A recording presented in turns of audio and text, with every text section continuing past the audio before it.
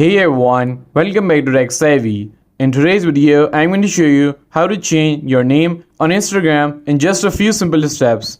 Whether you wanted to upgrade your display name or username, I have got you covered. So let's dive right in. First, open up the Instagram app on your phone.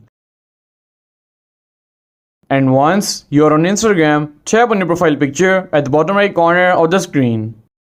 And once you're on your profile, you will see option of edit profile. Just tap on it.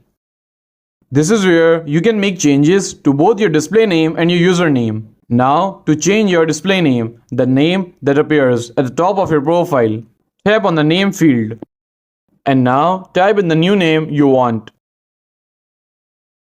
And once you are done, tap on the tick option at the top right corner of the screen.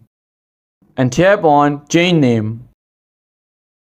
And that's it. You have successfully changed your name on Instagram. If you found this video helpful, please give it a thumbs up and don't forget to subscribe to Tech Savvy for more helpful content. And I will see you in the next video. Thanks for watching.